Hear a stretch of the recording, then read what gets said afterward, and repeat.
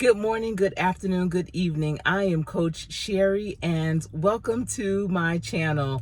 In this episode, I'm going to talk about a statement that has gone viral. And the statement was from an NFL player's wife saying how her husband's money became her money when they got married and she can spend the money as she will. And he handles the business on the field and she does everything else. And it's really put a lot of people into a tailspin and are just, so much in an uproar on how she could say something like that. And I will agree with some of the people that have been saying, like, what is she talking about? Because, really that type of information she should have really kept to herself or amongst the circle. So as many of you know, my husband played in the NFL for 10 seasons and had a very successful career. And I can understand the things that she was saying. However, she shouldn't have put it on a public platform.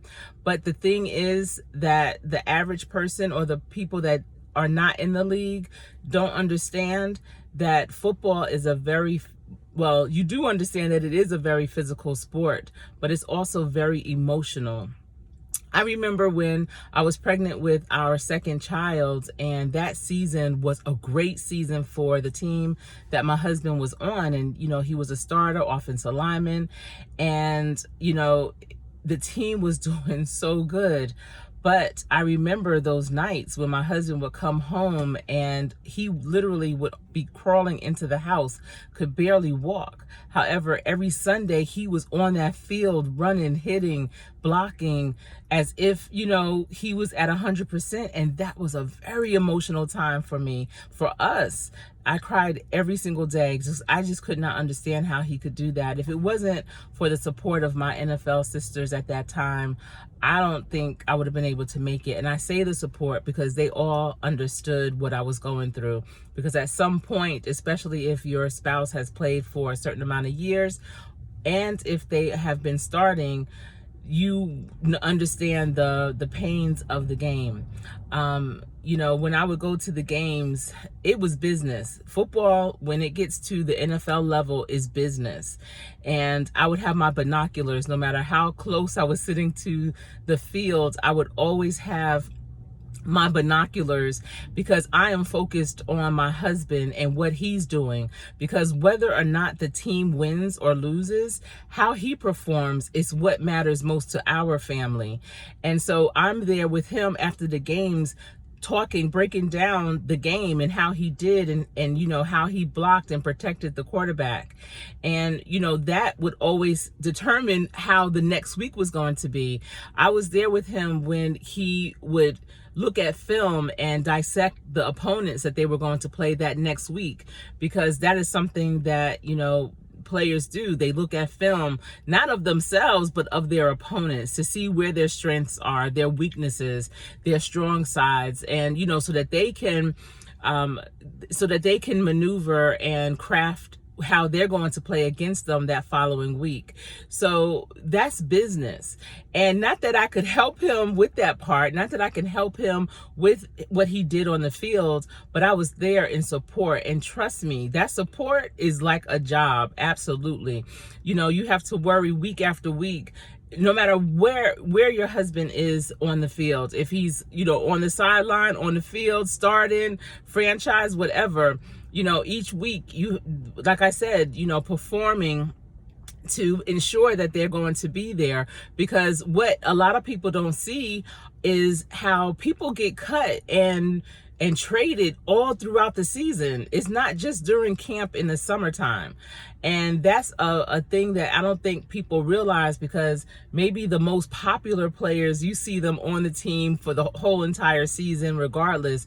But there are those other players that they're there one day and they're gone the next. And so as a spouse, as a wife, you have to always be able to pivot. Your mind can't be, we are here for the long haul, because you just don't know.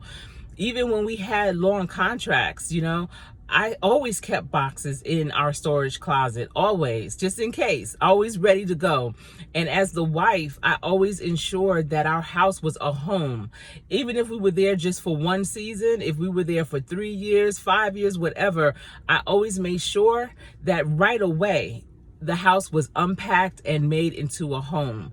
You know, people were always so shocked at how well lived in our homes appeared, because, you know, my husband could go maybe to camp, and when he came home from camp, it was as if we lived in our home for years, because that was important to me, that he had a safe place, a comfortable place to come after those long, grueling practices.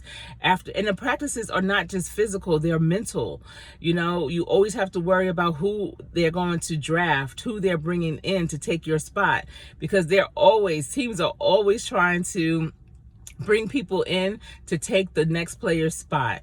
My husband, every year, the teams he was on would draft a first rounder in his position. And you know, when you draft a first rounder, that's a big investment, and they are expecting them to do great things right away. But my husband, fortunately, was able to beat them out each and every time. But you can only imagine the physical and mental challenges that had on him, you know. And luckily, you know, like I said, home was a safe place. I was there to, you know, to welcome him in, to have him laugh, to love him, to do whatever I needed to do to help him, you know, stay focused and have that balance that everyone needs in their lives. And a lot of people don't realize that type of commitment that it takes for a wife and for the husband, you know, to make to each other. Because it's not just, oh, you know, you play, you win, let's go and spend. It's more than that. It's so much more than that. And so with that statement going viral, I just really, I felt some kind of way, because, you know, even though my husband's been out of the NFL for many, many years, I still hold them close. They're still a family. I still am connected to many of the wives. And, you know, that's just something that I don't feel that people who have not been in that arena should really, you know, judge as much, because you don't understand the ins and outs. You don't know what it's like when the lights go out and, you know, the game is over, and what does that look like? Because as a fan, you're just there for the team, for the win. And, you know, as the family, you're there for the long haul. And so, like I said, you know, I would have binoculars at the game, and I'm just laser focused on my husband's every move. And they would say, you know, what's your favorite team? The favorite team was whatever team was paying us, you know. If I had paraphernalia from the previous team, because my husband played on 4 different teams, if I had paraphernalia from the previous team, when we went to the new team, that paraphernalia was gone. I never wore it again. And so that's why to this day, I don't really have a favorite team. I could care less, you know, regarding who's winning, what's going on, you know, because I know what the business is like, and the business is not that glamorous. The business side is not. I remember we had 2 really good friends, and one of them, he didn't dress for the games anymore. He wasn't injured, they just didn't dress him. And the other dressed and played. And the 2 of them were walking down the hall in the facility, and the general manager was coming down towards them, walking down towards them. And when you see especially the general manager walking around or whatever, some players get nervous. And it doesn't matter what day of the week it is, what time of the season it is, they get nervous because they know you know, some type of transition might be happening. And so the one that didn't dress, he got really, really nervous, like, oh my goodness, I'm gonna get released, you know. And that's what he was whispering to the other guy, like, oh, this is it, man. And when the general manager approached them, he asked the one that did play to come step into his office. And even at that, they didn't think much of it, because that player played, and you know, he didn't have any challenges or anything. Well, turns out he was the one that got released. And it was probably the end of October during that season. And so it was a shock. And that's why you can't be shocked. You know, when you're in that game, you can't get comfortable because it's any given Sunday. It could be anybody. And, you know, I just feel, I just wish that wife would not have come on a national platform or a platform period and said what she said, because, you know, many people won't understand exactly what she meant. I mean, I don't know. She could have been very frivolous, and maybe that's her thing. You know, over 85% of players do get divorced, and she might be one of those because she's just in it for the money. But I really don't think that she should have, you know, stated that. I can't even imagine what the question was or why she would make a statement like that in the public eye. But because there's so much more behind that, I'm sure, and I hope for their relationship's sake, that she didn't just mean that she was in it, you know, spending money frivolously. I hope they have businesses. I hope she's investing that money that she says she could just spend however she likes, you know, because it is a partnership. And I hope she's thinking about the future, because there is a future. And, you know, football is a young man's sport. So, you know, a lot of them, they retire if they play beyond 4 years. That's a blessing because now they're vested. But, you know, 10 years in, my husband retired, 32 years old. That's a young man. So you still have so much life to live. And that's why, you know, when he played, our thing was, this money's going to have to last us the rest of our lives. So what do we need to do? Especially when you start having children, and just a lot of different things occur. And that's why you can't just live for the now and spend for the now. You have to really think about the future. And that's with any profession that you're in. You know, if you get a big bonus, if you get a big raise, think about the future. I always tell my workforce development participants, yeah, there'll be overtime for you in this position. You have the potential to make so much money, but if you know what you came in making, you know what your base is, and you were good with that base, then structure your life, your family around that base, and whatever you get over that is just a cherry on top. But don't live up to that. Use that as your savings, use that as your investment, use that as your cushion. You know, I know many people, when they get to a level of earning that they can sustain their family and their lives, any type of bonus or any type of promotion or increase that they get, they just roll that into their retirement savings, because they're like, listen, I can already live with what I was making, so this, thank you, but this is just going towards, you know, my future savings. So you know, just being wise with your money. I always feel that, you know, having a good relationship with your money is the game changer. That's the part right there that some people miss. But I just wanted to come on here and give my perspective of that statement.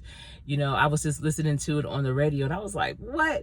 And I'm telling you, old school NFL wise, we get into our feelings when you know, people look at the NFL, the situation, or talking out the side of their mouths, trying to be like these, you know, fabuloso wives or whatever. We get into our feelings, because football is a gladiator sport, and it's definitely not for the fair at heart. And so we don't want it to seem like this whole, oh, you know, it's a glamorous life, because behind closed doors, it's not. You know, that's a really, ooh, that's a rough sport. With every hit, a wife, the family members are concerned about, you know, you hope that they get up from that hit. You know, from every down, you're hoping that is not going to be their last down. I remember one preseason, one of the running backs' brother, and he had some female friends sitting in the family section where the wives typically sit. And preseason is really, especially if your spouse is not a slated starter, can be very, very stressful. And so one of the wives was sitting next to me, and her husband was on the bubble. You know, he had to do very well that preseason to make the team. And so this particular running back's brother, oh my goodness, was in the family section talking junk about all the players. not my husband, but he was talking junk about most of the players, and it was bananas. The wife that was sitting next to me literally was sitting there talking under her breath to me, crying because he was mentioning her husband. So I turned to him, I said, listen, I don't know if you know where you're sitting, but these are the wives and the children of those players out there, and this is a stressful moment. You know, we would appreciate if you didn't talk about our spouses the way you are, because this is not the place. You sitting in the wrong section for this, you know? And I remember one of the women was like, well, you know, looking at me like, well, who are you, type of thing? Who do I think I am? And I'm like, wait, first of all, I wasn't even addressing you, but, you know, don't worry about who I am. I'm saying what I need to say in support of this whole section. And so at the end of the game, and when we went down to, you know, to meet our guys after the game, he was down there. And he came up to me and he was like, you know, much respect. I apologize for, you know, what I was saying up there. You know, I didn't realize that I was sitting amongst all the wives and family members and things of that nature. And I was like, yeah, no problem. I'm just saying, you know, this is a time that everybody is, you know, feeling some kind of way. So, you know, we just all trying to be supportive for one another. And you know, because if they don't make the team, you don't know what the next step is going to be. Just because you don't make a team doesn't mean you're going to get picked up by another team. And just because you make the team doesn't mean you're going to start. Just because you make the team doesn't mean you're going to stay on that team. So, you know, it's just a lot of feelings at that moment. And I think that's why it's such a close-knit community when it comes to, you know, the game and the lifestyle as well. You know, I remember when they tried to bring on that NFL Wives show, we were like not having it. You know, we didn't want to be showcased like the Basketball Wives, because we are not like that at all.